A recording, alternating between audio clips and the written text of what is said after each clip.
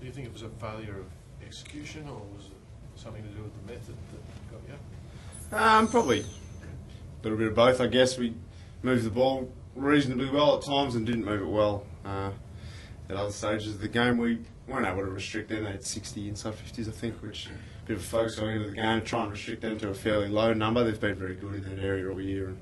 And, we weren't able to stop the flow of the ball going into their front half. So, that's the strength of their game. And, learn from that, and haven't played them for a while. And, figure out how they go about it. And, we'll hopefully get another crack at them later in the year. Their efficiency from outside 50, so they kicked their first 2 goals from outside 50. Was that something, they're obviously the yardstick in terms of that? In terms of... What were your thoughts on that?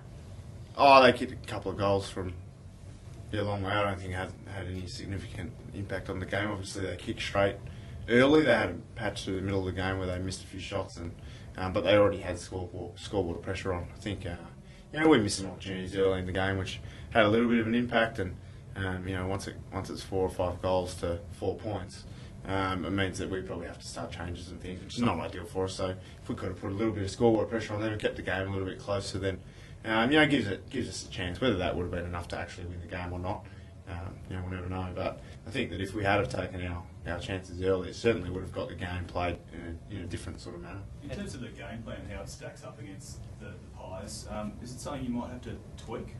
In terms of how it does stack up against their game plan? Yeah, I think the game plan's continually tweak. I think not too many teams stick to exactly the same thing. I think every week you go into the game and you learn something new. Gee, they did this and that worked pretty well, and they didn't let us do that, so we might have to think about ways to get around that. I think every week you change things and you alter just slight things, and probably you play a side like Collingwood, who defensively are as good as it gets, really. That you probably learn a little bit more. So there's probably a few more things that you need to adjust, but they're very minor. The majority of the way we play will stay consistent. In terms of injuries, I know that we don't use it as an excuse, but how deflating is it to sort of see boys going down everywhere around you? Yeah, I guess there's a double-sided coin in a sense. You go and you see Jordan Lyle with he's got a depressed fracture of his cheekbone, so he's having surgery tomorrow. So you see him and you're like, gee whiz, it's the poor guy. He's just coming here, just played a few games, was playing really well, doing a really good job, and gets hurt. But then on the other side, someone's going to play in that spot, so someone will get an opportunity. And from just a mate's point of view, it's great that one of your teammates is going to get an opportunity to take that spot.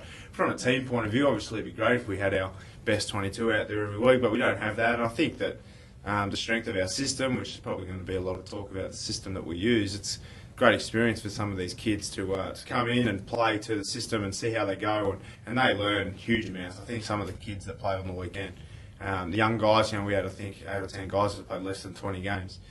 Those guys are playing against Collingwood at 80,000 at the MCG. I think that sort of makes up for 10 games experience. So being able to play that sort of pressure game is crucial for those young guys, and the injuries that we get, particularly to the young guys, are disappointing, but lose a soldier, you replace him with another one. How long do you expect Lyle to be out for, Sam? Yeah, I'm not a medic. I don't know. I think depends how the surgery goes, and depends what sort of. I guess I don't know how it works really. I think they put a plate in or whatever, and if the plate works well, then it's a few weeks. If it's not, then it's longer than that. So and no idea. Gibson, Buddy, Osborne, and Bateman. I think Franco just rolled his ankle. He'll be a bit sore for the week, but he'll be fine. Gibbo's got a bit of a black eye, and never met a vainer bloke, so he'll be looking after that like no injury you've ever heard before. Aussie's just got a bit of a corky. He'll be very, very sore for a few days, and hopefully he'll be right for the game.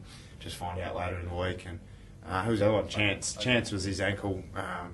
Rolled his ankle, not too major. I think we'll find out later in the week. I don't know if they do scans and that sort of thing or not, but probably a bit too early in the week to really let you know. So just to clarify, I think Buddy's okay, is that right? Yeah, I think so. He just rolled his ankle. I don't think it was some major. Sam, you mentioned the system. Would it be fair to say that if you can't get the ball, or you get it and turn it over like you turned it over like yesterday as a team, that it kind of overrules the system kind of thing? It's no point having, almost no point having it. Yeah, I think every team first, number one team rule is to go in a short turn and win the hard ball, and probably we got outdone in that area a little bit, particularly early in the game.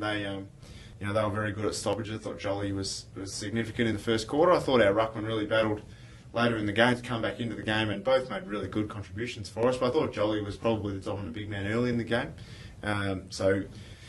Their mids, you know, got first use of the footy, and we weren't able to stop that. And they therefore got the game played in their half, and that made it very difficult. But that's the place we start. We always start with winning the footy and getting it played in your half, and we'll do the same thing this week against the Lions and try and have that as a focus for us. What will you do about your defensive structure? Do you think can Gibson stand up as a lone key defender down there for a couple of weeks, or are we looking at Riley Milne or someone like that getting a run? Yeah, I'm not sure Riley Milne will be a key defender. He's reasonably lightly framed himself. So, I mean, Giro's been doing a stellar job for us, had a really good season, playing some really good footy for us. And he'll continue to do the role he's been doing. And, you know, obviously, Geordie will be out for a little while, so we'll have to find another defender to fit in there. And hopefully, Shieldmakers is not too far away and he can slot back into that spot. But, you know, I don't know, it's probably a bit early to tell on selection, but we're certainly going to have to find someone for Big Brownie this week. A couple of those injuries, Sam, came through friendly fire. Yes, I think Gibson's and Lyles. Is that something you can control, or is it basically just bad luck? Yeah, unfortunately, sometimes when you get a lot of injuries, it's, you know, 4 or 5 guys do a hamstring or something like that, and you know that it's something in your program. But we've had, you know, 2 guys have rolled ankles where they've stepped on someone's foot. You know, obviously, getting your face cracked, there's not much you can do about that. You know, getting belted in the eye by one of your own teammates. You know, you see that sort of thing a fair bit. That Carlton kicked it into Cruz's head, Robinson did, or whatever. So that sort of stuff happens in footy. And the unfortunate part about our injuries is they haven't really been controllables. You know, whether someone does a knee, there's not a lot you can do to prevent that. Unfortunately, I think our injury prevention this season has probably been reasonably good. It's just the fact that we're getting new, and a lot of them are sort of impact injuries. And I think that the level of fatigue the players are playing under at the moment probably. You know, whether or not that has something to do with it.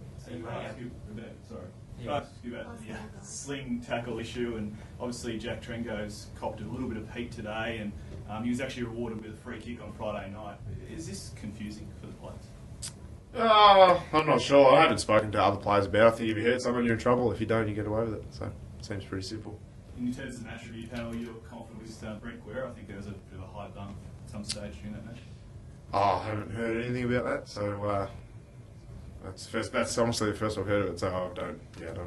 Just back on that fatigue issue. Can you get injured Can you get reported for hitting your own bloke? Did he do that to Jordan Wild? Don't know. Who knows? Just back on that fatigue factor, Sam. How's your body feeling at this stage of the year compared to past seasons? Probably starting to get a bit tired now. I think that the 2 buys has been fortunate this season. I think that most teams are going to you know, be really thankful for the 2 buys, and I think that you know, Collingwood and Geelong are in good position now where they're, you know, a bit in front of the rest of the group, and they're able to you know, rest players and get their guys cherry ripe. I think for the teams that are fighting it out to win every single game, I think that fatigue is going to be a significant part of this season. I think the sub rules had a bigger impact on player fatigue than perhaps was anticipated, and whether or not 4+1 is better system than 3+1, I guess the powers that be will decide that in time to come. But certainly the players across the league are feeling a bit more fatigued this season than most, and you know, a lot of the hamstring injuries that are happening this year aren't the real bang hamstrings. They're just that fatigue and get tired, and they're lighter strains, but there seems to be more of them. So it'll be interesting to see what the medical AFL report comes out and what it says. How do you rate your own year so far? Would it be your best year, do you think, or close to it? Showing the All-Australian, people have noticed you at all? I don't know. I hope so. It'd be nice to put that in there in the resume one day. But there's some other players having some fairly impressive years, so we'll just wait and see. You can't control those things, and the old individual awards aren't that highly regarded at Hawthorn, so we'll wait and see what happens there.